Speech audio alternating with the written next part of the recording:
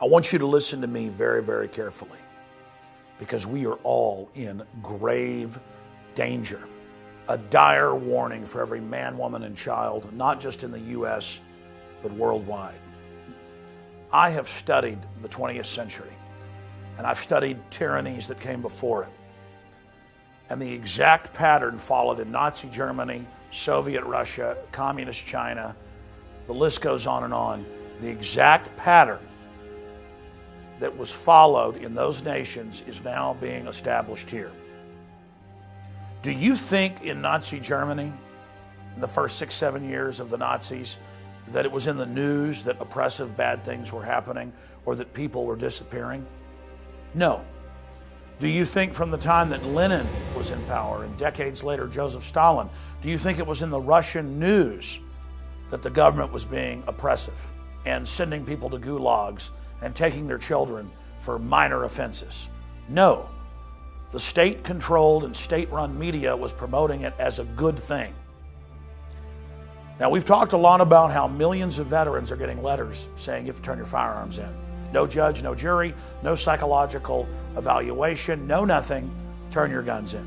Others are being raided without warrants. Their guns are being confiscated. They're being put in psychiatric facilities and are being billed for it, and then being told you won't be released unless you sign papers agreeing that you're mentally ill. I've interviewed them.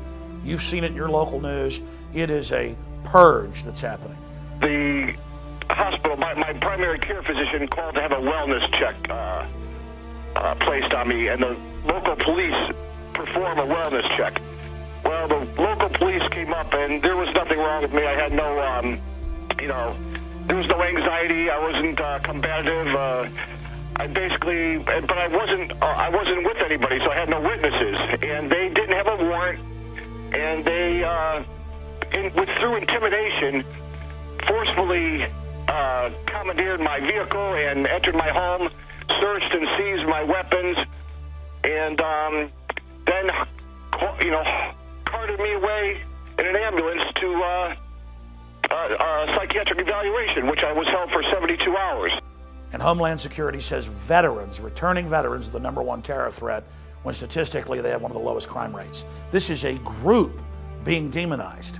You've seen where Illinois has tried to put people in jail for life for filming or taping police in public, something completely protected under the First Amendment. 75 years behind bars. A prison sentence that long is rarely handed down, and it's usually just for murderers or rapists. But a local man faces 75 years in prison for a nonviolent crime. What he's accused of doing is something many people have done, but most don't realize it's actually illegal. It's a felony if you're taping. You guys are public and recording. A dozen states are using eavesdropping and wiretapping laws to arrest people who record audio of law enforcement without their permission. I'm not shutting it off, officer. Well, you're going to jail. And now, ladies and gentlemen, there's a new case where a family reportedly went to a anti-government rally, and so the police raided them over it and found marijuana. And so, because they allegedly had marijuana with their children were taken by the government. Now, the family got their children back at gunpoint, allegedly, and have fled. And the CNN headline doesn't even say it's the parents. They just say that anti-government people have taken children from a home, and there's an Amber Alert. These signs are up right now. An Amber Alert has been issued by the Florida Department of Law Enforcement. Police believe Chase and Cole Haken are with their parents, Joshua and Sharon Haken, who police are calling armed and dangerous. Then they talked to the neighbors in the local newspaper there in Florida, and they said they were such a nice family, such sweet people. We don't know what happened to them. Well, they have the normal mammal instinct to protect their children. The boys were taken from their grandmother's house in Lake Magdalene, that is in Hillsborough County. According to investigators, the couple lost custody